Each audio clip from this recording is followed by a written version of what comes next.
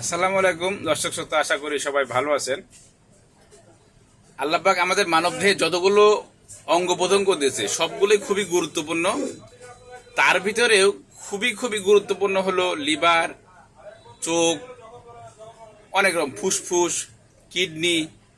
আজকে আলোচনা করব আমরা ফুসফুসটা যদি আমরা খুবই সহজ উপায়ে ভালো রাখার চেষ্টা করি আর কি, তাহলে আল্লাহর রহমতে আমাদের ফুসফুসটা ভালো থাকবে। আমাদের আল্লাহ পাক যে অক্সিজেনটা নেয় হয় ফুসফুসের মাধ্যমে, ফুসফুসে যে অক্সিজেনটা যায় সেই অক্সিজেনে কিছু পরিমাণ ধূলিকণা বাতাস থাকে। এই জন্য ফুসফুসটা ভালো রাখা বা পরিশুদ্ধ করা বা যত্ন করা আমাদের জরুরি।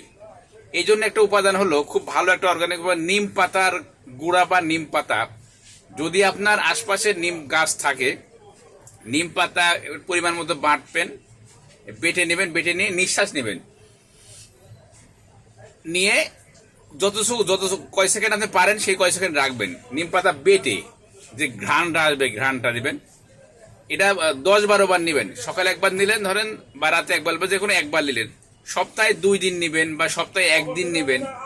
এতে কি হবে, আমাদের ফুসফুসের ভিতরে যে অক্সিজেনটা যায়, এই অক্সিজেনটা ফুসফুসটা বিশুদ্ধ হবে।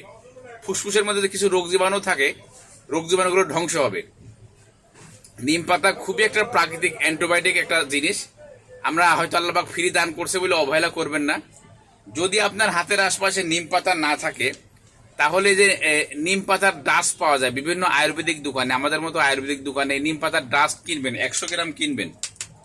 100 গ্রাম কিনে একটা কোটার ভিতরে রাখবেন। রাখার পরে শ্বাস নেবেন, এইভাবে করে নিয়েছি,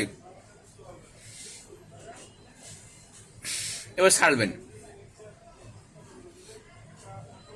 এভাবে 10-20 সেকেন্ড রাখবেন, রেখে ছেড়ে দিবেন। তাহলে আল্লাহর রহমত দেখবেন আপনার ফুসফুসটা খুব ভালো থাকবে এবং আপনার শরীরটা খুব ভালো থাকবে। আপনার অক্সিজেনের কোনো সমস্যা হবে না। এবং এই অক্সিজেনটা কিন্তু সারা শরীরে চলে যায়। এই জন্য অক্সিজেনের মাধ্যমে আল্লাহ পাক শরীরটা আমাদের খুবই গুরুত্বপূর্ণ ভালো রাখে। তাই জন্য আমাদের শরীরে বিশুদ্ধতার জন্য ফুসফুসটা ভালো রাখা খুব সহজ জিনিস। আর ভালো কাজে কখনো অলসতা করবেন না। আজ করব, কাল করব, পরশু করব, এইভাবে ভাববেন না। নিজেকে ভালোবাসুন, নিজের জন্য কোয়ালিটির সময় দিন। পৃথিবীর সবচেয়ে দামি সম্পদ হলো আপনার শরীর। এই শরীর সুস্থ মানে পৃথিবীর সব সুস্থ, এই শরীর অসুস্থ মানে পৃথিবীর সব অসুস্থ। তাই নিজেকে ভালোবাসুন। আয়ু 2 রকম, একটা হলো সুস্থ আয়ু, একটা হলো অসুস্থ আয়ু। আপনার 1000 কোটি টাকা থাকে, আপনি যদি অসুস্থ হয় আপনার পৃথিবীর পুরো অচল। আল্লাহ পাক যদি আপনার অল্প টাকা দেয়, যদি শরীর সুস্থ রাখে, আপনার পৃথিবীর সব সুখ আপনার কাছে আছে। তাই অলসতা করবেন না, নিজেকে ভালোবাসুন, নিজের জন্য কোয়ালিটির সময় দিন। আল্লাহ হাফেজ।